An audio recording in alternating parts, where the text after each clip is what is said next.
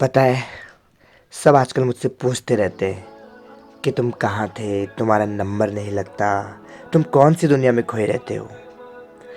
थक गया हूँ इन सब बातों का जवाब देते देते मैं। तो सोचा आज एक ही बारी में इन सब बातों के जवाब दे डालूं। कह दूं इन सब से, पहाड़ों में था मैं, खोया नहीं कुछ सुकून के पल सोया था मैं। वो भीड़ से दूर जो मुझे सोने नहीं देती। ख्वाब तो आते हैं लेकिन सुबह होते ही टूट जाते हैं। जब आओगे कभी यहाँ तो पता चलेगा कैसा लगता है। वो बुरास के फूलों के बीच से इन सफेद पहाड़ों को देखना कैसा लगता है। कैसा लगता है घर की रोटियों की इन चोटियों पे खाना कैसा लगता है। जब आओगे कभी यहाँ तो पता चलेगा।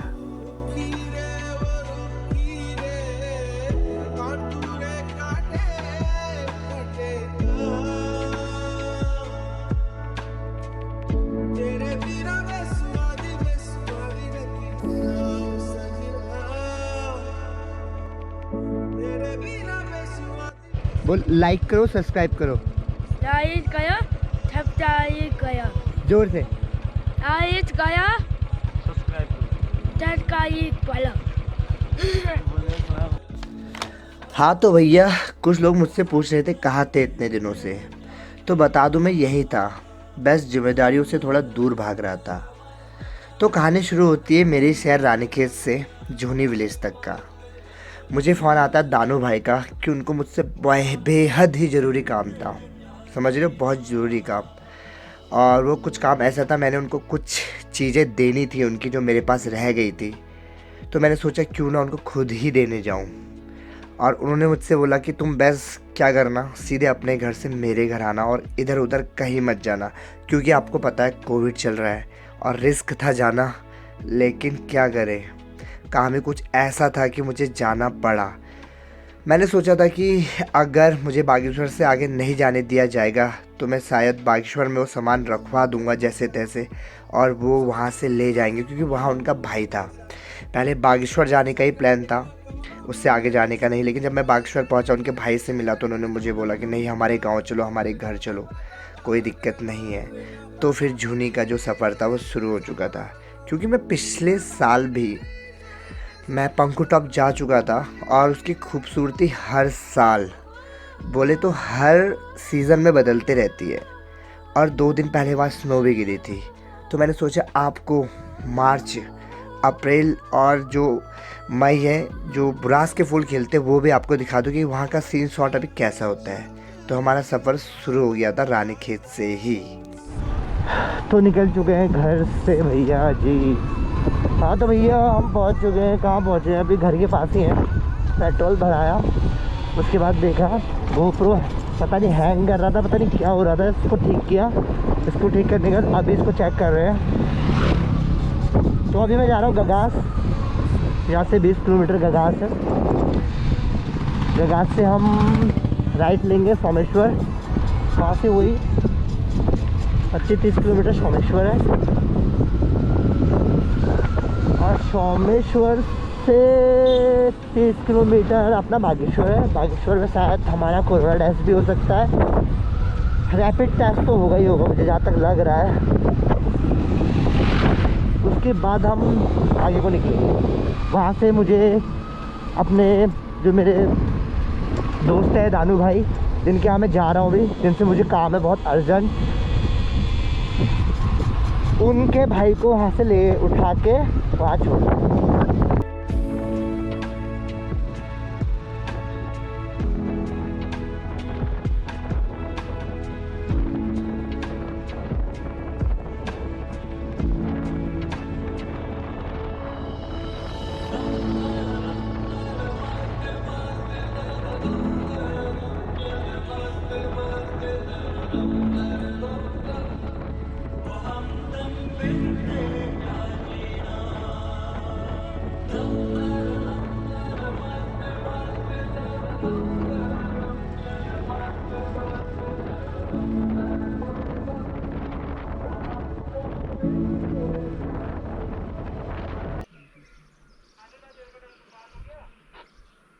टेस्ट कराओगे, करा लेना होगा। ठीक है, टेस्ट फ्री में होंगे। ठीक है, तो रिपोर्ट तो सर बाद में ही आएगी ना? रिपोर्ट तो बाद में ही आएगी सर। साथ में आएगी। तो फिर जाने देंगे ना? जाने देंगे, उनको बता देना, वो करेंगे नहीं करेंगे उनका है ना। ठीक वो है। बता देना कि मैं आज आया हूँ, कल परसों में वापस जाना। ठीक है जी। वाला बस अड्डा देखा है? न सर। मुझसे कोई पूछ लेना किसी पुलिस वाले से। ठीक है सर।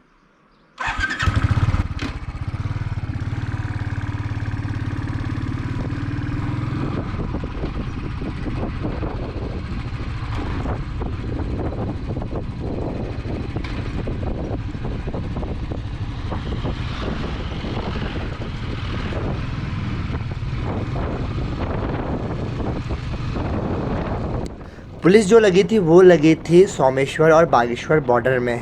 कहने का मतलब है अल्मोड़ा और बागेश्वर डिस्ट्रिक्ट के बीच में लगी थी। जो भी ऊपर से आ रहा था उससे पूछताछ की जा रही थी, कहाँ से आ रहा है, कहाँ को जाना है। तो मुझे भी रोका गया। सबसे पहले मुझसे पूछा गया कोविड रिपोर्ट है, तो मैंने कहा नहीं। उन्होंने बोला तुम फिट हो, मैंने कहा सर हाँ बिल्कुल ठीक, बुखार वगैरह कुछ नहीं है। बस उन्हें नाम वगैरह नोट किया और बोला कि अगर टेस्ट कराना चाहते हो तो करा लेना, वरना कोई दिक्कत नहीं है। पता नहीं क्यों, बस इतना ही हुआ, पूछताछ हुई और मुझे जाने दिया आगे। और हम सीधे मिलते हैं अब बागेश्वर से आगे आपको।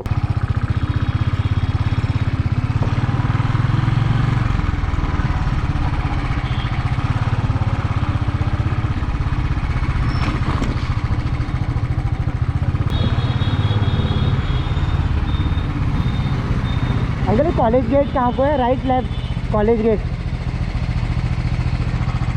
क्यों जाना? पुल वाली को मत जाना है। यहाँ राइट को।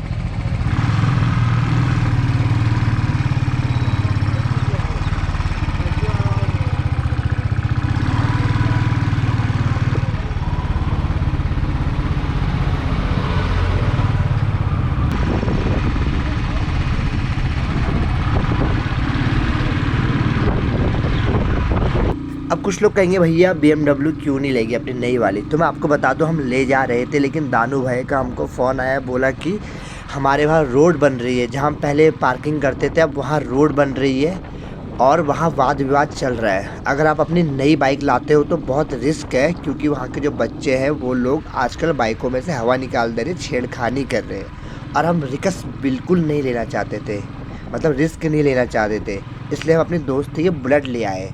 तो थैंक्स करण भाई जिन्होंने इतना सहयोग किया हमें इस बुलेट के लिए। तो अब मिलते हैं आपसे हम सूपी गांव में, क्योंकि हमको जो रास्ता पकड़ना है वो भराड़ी, सूपी और पत्यासार, फिर है ट्रैक।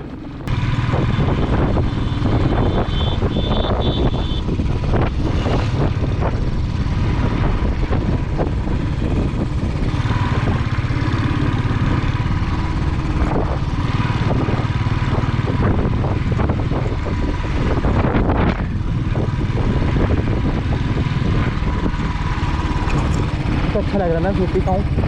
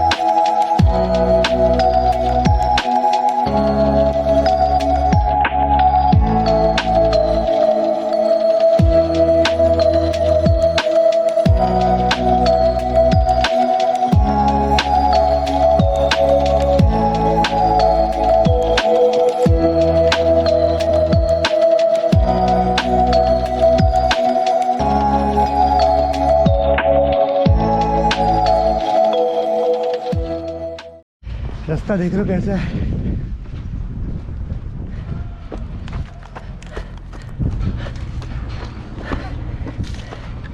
हाँ भाई डर डर लग रही, ऊपर से पत्थर ना आए, कुछ हो रहा हो ऊपर।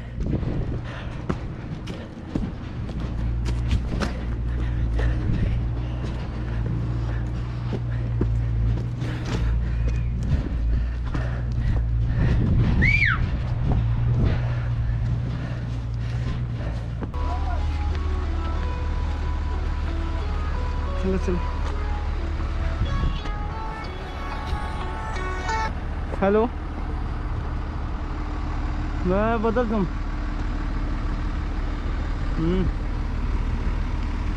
दोनों हैं।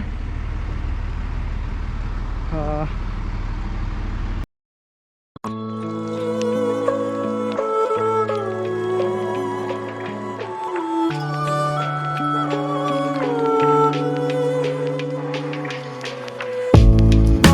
Well, I'm a sinner. 3 kilometre, 3 से 4 किलोमीटर मान लो, 4 किलोमीटर था पैदल। एक टाइम था थोड़ा सा थक रहे थे, लेकिन वही है ना फिटनेस, अगर भाई ठीक हो तो देखो फिर सब ठीक हो गया। तब जितना भी चला लो चल लेंगे हम ना, हल्के हल्के। ये देखो भैया, To show you the truth, but I just gotta say that I love you, and I know you do too. When I held your cheeks,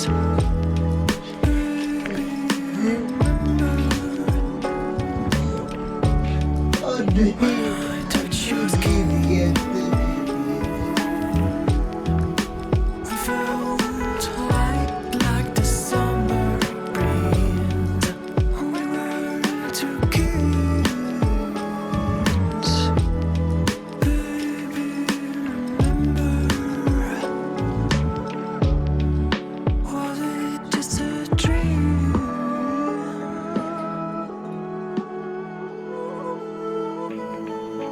Well, I guess you remember now, and it's too good to be true.